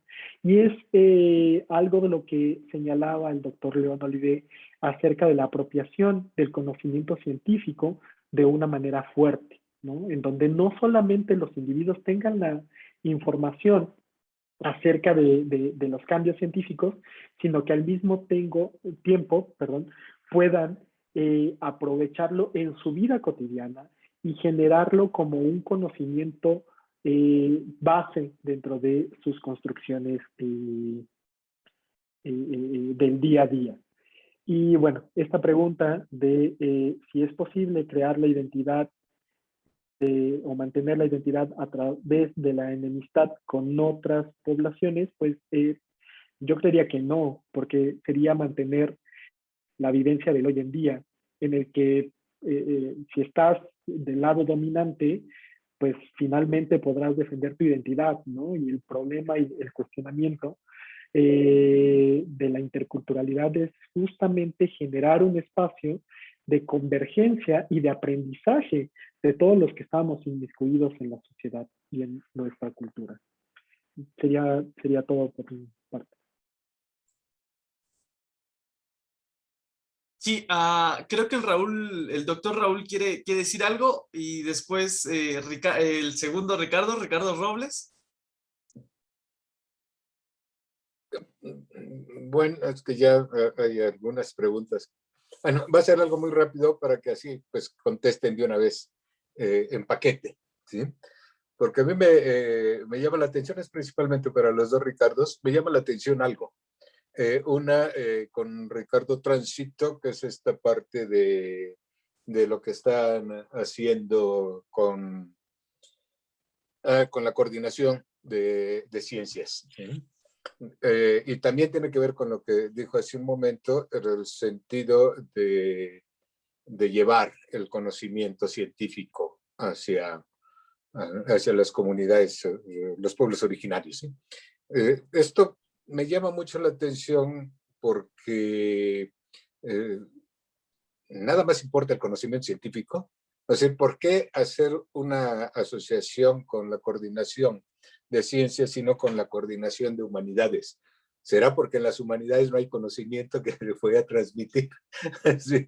Eso me llama la atención. Y por el otro, ¿sí?, se les lleva conocimiento y no se atrae conocimiento de ellos. Se les puede llevar conocimiento científico, lo que quieran, ¿sí?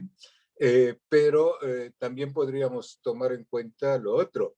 Es decir, por ejemplo, la relación que tiene los pueblos originarios con su entorno, ¿sí? Nosotros nos apropiamos de la tierra. Para ellos forman parte de la tierra, ¿sí? Entonces, que es una manera política diferente de vivir, ¿no? Eso me llama mucho la atención. Por cierto, los dos citaron también a Fidel Tubino, y supongo que estaban refiriéndose a este libro de Fidel, La interculturalidad en cuestión.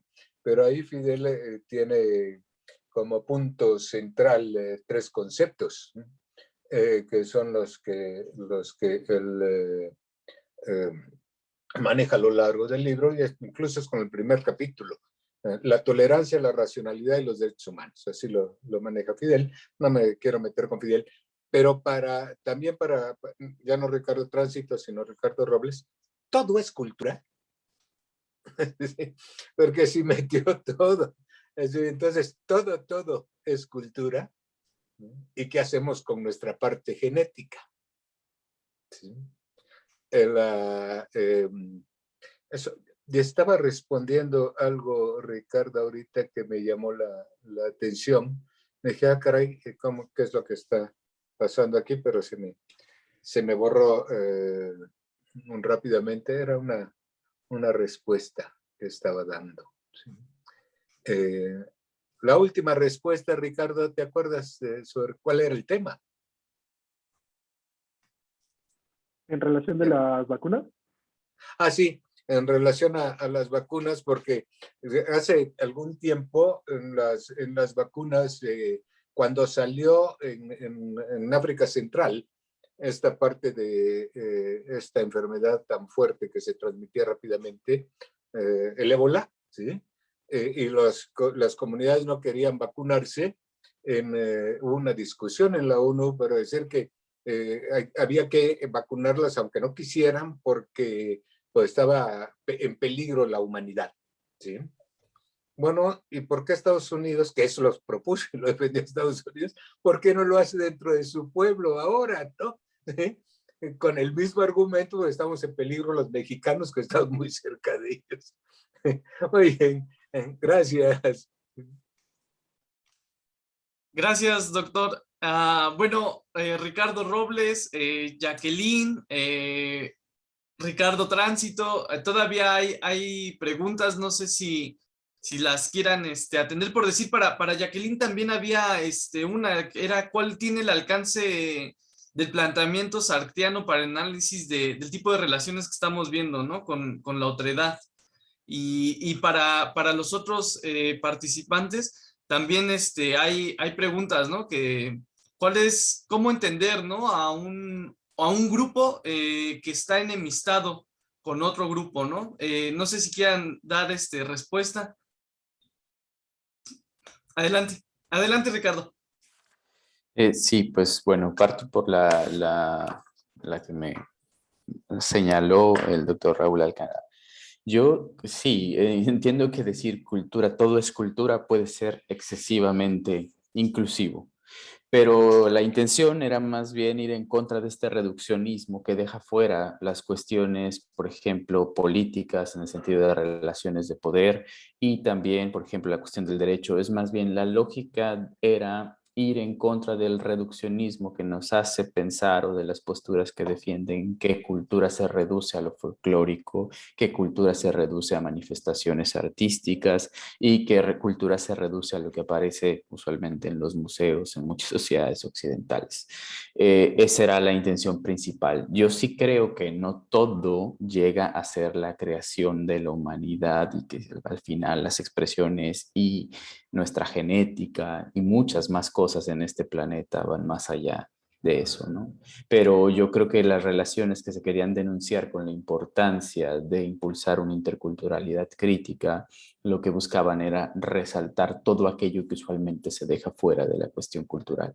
Sobre todo preocupándome en este caso por esta dinámica en la cual el uso de la cultura en este sentido reductivo y folclorizante sirve para limarle el filo a las demandas y denuncias de distintos grupos humanos, ¿no? Eso por esa parte, por la cuestión de qué tendría que ser la relación entre el Estado y las poblaciones que difieren. Creo que es amplísima esa dinámica, ¿no? Porque hay quien diría que incluso desde los propios diseños de sociedades occidentales, incluso desde los paradigmas liberales, por ejemplo, la idea es que el disenso es la regla. Por eso existen interacciones políticas en distintos espacios, hasta institucionales, porque la gente es diversa, hay pluralidad, tienes distintas ideas, entonces se hablan en asambleas, se hablan en congresos, las lógicas que deberían de ser aplicables a toda la sociedad en su conjunto. Esa es una forma de pensar en cómo gestionar esa relación entre el Estado y quienes difieren. Yo creo que lo que refería un poco en un sentido más concreto, por ejemplo, de sujetos que son usualmente subalternizados, excluidos y oprimidos, ahí la lógica es que debería de pararse con la imposición. Y debería, si no se para con la imposición ni la construcción de proyectos monoculturales, lo que debería hacerse es reconocerse esa crudeza y eso es lo que muchas veces no pasa desde las propias instituciones estatales. Debería de reconocerse la crudeza que es que lo que está detrás y en la base es una relación de dominación en la cual unos ganaron y otros vencieron. Pero llevan muchos años, décadas y siglos diciéndose que no, que es otra cosa, que son evoluciones racionales de las sociedades, cuando la crudeza que está detrás, después de que le quitamos todas esas capas de apariencia, sigue siendo esa. Y entonces al menos se agradecería, me parece, que se reconociera que eso es lo que está detrás. Y a veces pasa, pero se reconoce solamente en círculos privados, se reconoce no en los posicionamientos institucionales. Y eso es lo que tendría que cambiar. Y creo que esto está muy relacionado con la pregunta acerca de qué hacer con quienes no quieran vacunarse, ¿no? Entiendo de este tipo de situaciones. Pues ha pasado casos así y yo creo que una parte importante pasa por lo que decía Ricardo también, la falta de información, porque la gente no es que quiera morirse por no tener conocimiento, por no vacunarse, porque es un interés de cerrazón. Y una cosa que me gustaría resaltar, a pesar de que la pregunta es muy compleja, por una parte sería lo que ya decía el doctor Raúl Alcalá, ¿no? Porque exactamente es lo que diría. ¿Por qué no nos cuestionamos con esa misma lógica que es tan fácil imponer a quienes construimos como otros las cosas que creemos que son los ideales desde nuestras perspectivas? Y ahí saltamos muy rápido. Pero cuando se trata de sociedades que son dominantes y sujetos que se construyen como normales, la imposición no sale tan rápido ni se considera como viable y mejor pues dejemos que en su esfera de autonomía cada quien decida si es lo mejor o lo peor conforme a sus referentes. Lo mismo debería de pasar. Y la otra cosa que añadiría es, hay que hacernos cargo de todas las cosas que no están bien hoy y que no han estado bien durante siglos respecto concretamente de las comunidades y pueblos originarios. Si los lazos con tanta parte de la sociedad y frente al Estado están rotos y están quebrados y la confianza no existe, cómo de pronto queremos que se llegue con una campaña que les dice que algo es bueno y que tienen que abrirse a recibirlo, cuando antes nada funcionaba, cuando antes esas relaciones les han llevado a lugares terribles de exclusión y opresión. No estoy diciendo que eso nos lleve a decir entonces no es posible plantearse la necesidad de vacunar a la mayor población que exista. Eso no es el punto, sino es hagámonos cargo de cómo las cosas están rotas. Eso va a ser parte también ahora de lo difícil que sea construir otra cosa. Y para cerrar, creo que me gustaría mencionar el tema de, en algún momento se mencionó que el abordaje de la interculturalidad tiene que ver mucho con minorías. Y exactamente la interculturalidad crítica me parece que no va hacia allá. La interculturalidad crítica lo que plantea es que la interculturalidad debería importarle a las sociedades en su conjunto. Es decir, la sociedad en su conjunto debería preocuparse por esto, incluso como personas, si nos consideramos mestizas, o como personas blancas o blanqueadas, y también debería importarle, obviamente, a los pueblos y comunidades originarias, afrodescendientes, de sexualidades divergentes, pero es una cosa que nos debería de importar a todas las personas y que nos debería de interpelar a todas las personas. La interculturalidad crítica no sería solamente una cuestión pensable e importante para minorías. Y por último, ya nada más con la única parte de la construcción de enemistades, pues yo creo que es una cosa que no debería darse, porque el proyecto intercultural plantea reconocerse en la persona que consideramos como el otro a través de diálogos horizontales. Es una idea que se quiere llegar a tener, pero creo que también no puede negarse que esa dinámica de construcción de identidad a través de la enemistad con esas personas que se construyen como otros pasa, existen. Es decir, no sería lo deseable, pero entonces lo que tendríamos que plantearnos es qué tipo de proyecto social, qué tipo de sociedad queremos construir. Y entonces sería una donde esa construcción de identidad no se dé a través de la enemistad, sino más bien de los lazos comunes y no a través de la imposición.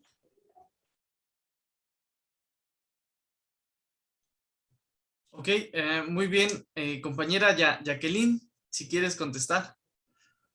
Sí, muchas gracias. Pues a mí, ahora que hizo su intervención el doctor Raúl Alcalá, me pareció muy interesante y también cuando estaba escuchando las respuestas que estaba dando, bueno, los dos Ricardos, pero sobre todo al principio Ricardo Tránsito, y me quedaba pensando me acordaba en esos momentos, ¿no? De pronto de los seminarios que tuve la oportunidad de tomar con el doctor Horacio Ceruti y que él justamente siempre nos remarcaba esto, ¿no? Es como porque parece que de pronto una de las cosas contra las que la academia no nos vacuna también es que en mayor o en menor medida, pero parece que siempre hay esta noción de que nosotros, académicos, en la institución, con acceso a ciertos textos, a cierta información, a ciertos servicios, podríamos llegar e ir, y pues, que finalmente suena como algo bastante colonizador también, llegar y decirles, oigan, miren, esto está bien, entiéndanlo, porque aquí está la ciencia occidental, aquí presente para decirles que aquí tenemos pruebas y exámenes y cosas que les van a decir que no se preocupen, estamos bien, ¿no? Claro, es que son esas problemáticas concretas, ¿no? Yo personalmente no tengo una respuesta para eso, no sé si alguien lo tenga, ¿no? Yo desde donde lo pienso muchas veces es desde el tema de la racionalidad, porque finalmente estamos pensando, estamos constituidos, y creo que ese es un primer momento, algo que tenemos que aceptar, en el sentido de que así nos hemos constituido, no que aceptemos plenamente que así vamos a hacer, sino que hemos forjado nuestro pensamiento. Finalmente por algo hemos terminado en la universidad, porque culturalmente, sociosimbólicamente se nos ha dicho que esa es la vía de acceso para lo que sea que nosotros tengamos como proyecto personal. Y me quedaba pensando en esa medida como justo este paradigma de la racionalidad que trata de penetrar en diferentes aspectos, y me quedaba pensando en este sociólogo, filósofo francés, Frédéric Lordon, que tiene justamente este texto de los afectos de la política, ¿no? Y entonces ahí Lordon, echando mano mucho de Spinoza, dice, bueno, sí, la racionalidad bien, pero tenemos que reconocer que hay algo que es afectante. ¿Y en qué medida algunos elementos van a ser afectantes para un individuo, para una sociedad, para una cultura, para una población? Y en qué medida otros no. O sea, y me quedo pensando en un problema muy antiguo que es precisamente el de la gracia, ¿no? Finalmente, hay un montón de cosas que nosotros en nuestra sociedad podemos entender que nos afectan, que son contraproducentes, y sin embargo, la racionalidad, las explicaciones científicas no nos van a hacer cambiar tan fácilmente de perspectiva. Voy a poner el ejemplo algo que estaba haciendo ahorita. Yo estaba fumando. Yo tengo plenamente, gracias a los anuncios de Marlboro, tengo plena claridad de que fumar me va a matar en algún momento. Si no me mata eso, me matará otra cosa. Y puedo decir que sí, que tengo amigos médicos, que puedo conocer a algún oncólogo, que puedo conocer los efectos de la nicotina, de los chorromil cosas y pesticidas que tiene un cigarro, y sin embargo lo sigo haciendo. Entonces, ¿es un problema verdaderamente de racionalidad?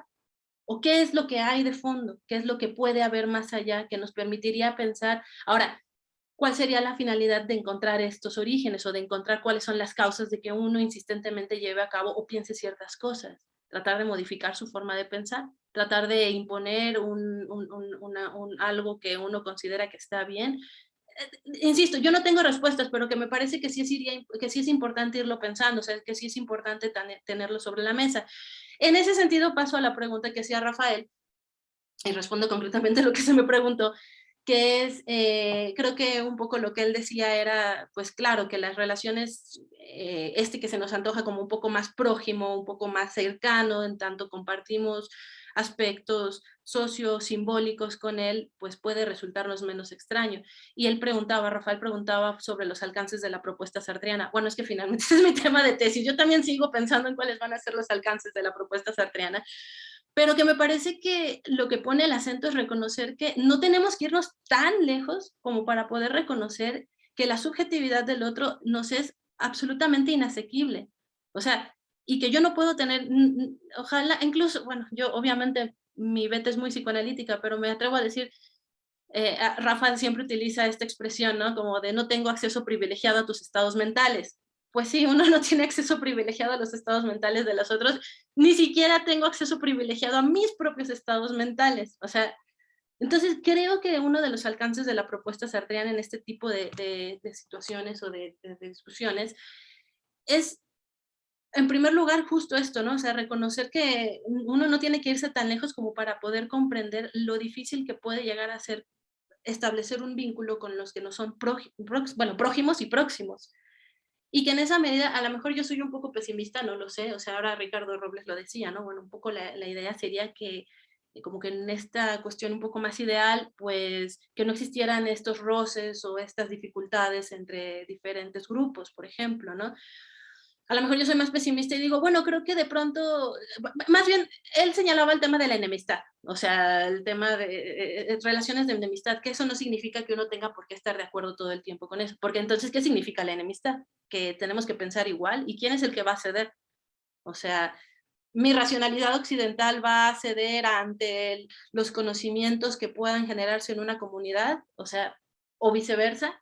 Es decir, de nuevo, creo que lo que a mí me gusta de la propuesta sartreana, y siempre lo digo, es como, y es una crítica que se le hace, pero para mí es una virtud, este hombre no viene a dar respuestas, pero sí a generar preguntas. Y me parece que pone justamente el dedo en la llaga en aspectos que muchas veces se prefiere pasar por largo, o sea, y decir, bueno, eso ya otros serán quienes se encarguen, ¿no?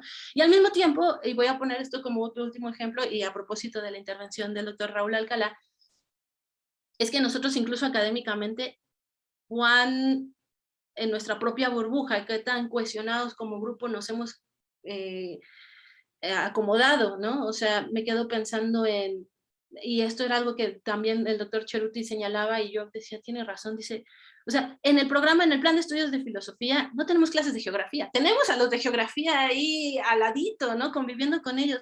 Y hay gente que no tiene ni idea de bueno, estoy poniéndolo en un aspecto muy básico de la geografía, como identificar un mapa, que la geografía no es nada más eso. Pero finalmente, ¿cuánto diálogo como disciplina nosotros nos podemos llegar a hacer, o sea, podemos llegar a establecer con otros, con otras facultades, con otras áreas del conocimiento? Es muy común ver cómo en filosofía tenemos todavía muy arraigada una idea de la ciencia plenamente positivista, o sea, estamos ahí atrasadísimos pensando en que la ciencia es el método científico, como nos los enseñaron en la secundaria, que sí, claro que son vicios que tenemos en la educación, pero finalmente también creo que hay un punto en el cual hay una autonomía, hay una mayoría de edad kantiana, ¿no? En la cual nosotros nos tenemos que hacer cargo también de esas carencias y abrirnos. Entonces, a lo que voy con esta cuestión de los otros es eso, o sea, finalmente creo que es un punto importante ir reconociendo cuánta apertura o cuánto, ya ni siquiera cuánta apertura, cuánto contacto, porque el contacto no implica necesariamente esa apertura, pero por lo menos cuánto contacto podemos llegar a tener con otras disciplinas, otros compañeros, otras áreas de conocimiento, en fin. Entonces, bueno, a mí personalmente, como que la reflexión sartreana ha sido la base de todo esto de lo que estoy diciendo, o sea, es lo que me ha ayudado un poco a pensar en estas cosas, y creo que en ese sentido la propuesta sartreana va apuntando por ahí. Digo, finalmente ya para los años 60, cuando Sartre escribe La crítica de la razón dialéctica, es un Sartre muy marxista, que ya algunos dirán que no tanto en El ser y la nada, pero yo tengo mis dudas. Pero ya en ese tiempo es un Sartre muy marxista que dedica buena parte de su obra a estudiar cuáles son las dinámicas de los grupos, la formación de grupos. O sea, a mí esa parte de Sartre me parece sumamente interesante, sumamente compleja, y tiene todos los estudios biográficos en los cuales justamente trata de poner sobre la mesa, es como, ¿por qué Flaubert es Flaubert? ¿Por qué Paul Valéry es Paul Valéry? ¿Por qué él decía, ¿no? Es como Paul Valéry es un pequeño burgués, pero no todo pequeño burgués es Paul Valéry. Y entonces ahí dices, ojo, porque hay una cierta tendencia a homogeneizar casi el pensamiento, y entonces incurrimos en estas fallas de no reconocer la individualidad y la particularidad de cada uno de ellos. Y entonces parece ser que se trata de este movimiento en el cual estas particularidades también no se contrapongan o no sean un impedimento para la conformación. Creo que al final es la conformación de la comunidad. ¿Pero qué significa la comunidad? ¿Una comunidad homogénea? Me parece que no. Pero bueno, un poco eso es como lo que estaba pensando a propósito de las intervenciones anteriores y de lo que Rafa preguntaba. Bueno, muchísimas gracias. Lamentablemente el tiempo se nos ha agotado. De todos modos, recuerden que hoy es el último día que van a estar las ponencias aquí en las conferencias. De hecho, justamente dentro de unos minutos va a empezar la siguiente mesa, que es la mesa 5, que es Prácticas de la Justicia en México. Va a ser de 11 a 12:45 por si quieren seguir dialogando y estando con nosotros ahí por Facebook, y obviamente igual va a haber preguntas y temas así interesantes. También pues muchas gracias a los dos Ricardos. ¿Puedo hacer un comentario muy rápido? ¿Puedo hacer un comentario muy rápido de Sí, profesor. 2 minutos? ¿Sí? Nada más ante la pregunta, ¿cuándo empezó la humanidad? ¿Sí? Nuccio Ordini en su libro La utilidad de lo inútil, ¿sí? Dice, bueno, ahí hay una respuesta científica, ¿sí?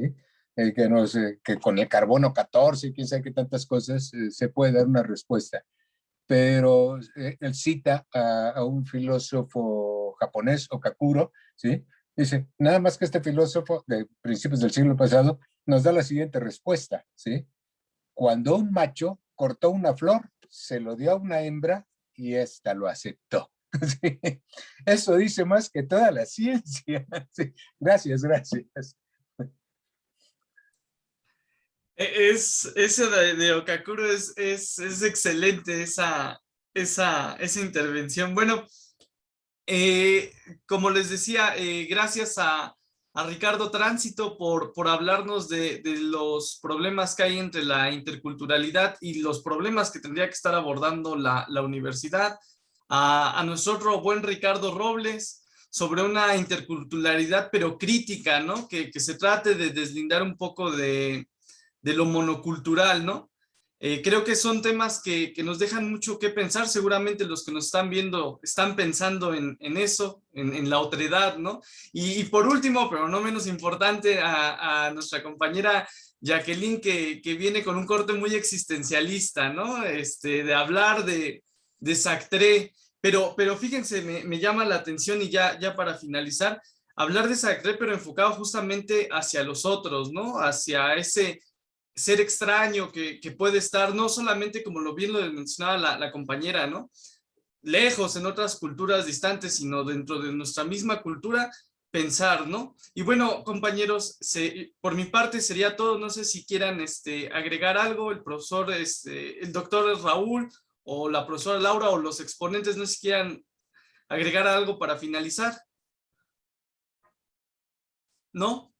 Bueno, sería todo. Muchísimas gracias y recuerden que dentro de unos momentos va a haber otra mesa, la mesa 5. Nos estamos viendo, hasta luego. Muchas gracias, hasta luego. Muchas gracias. Hasta luego, gracias.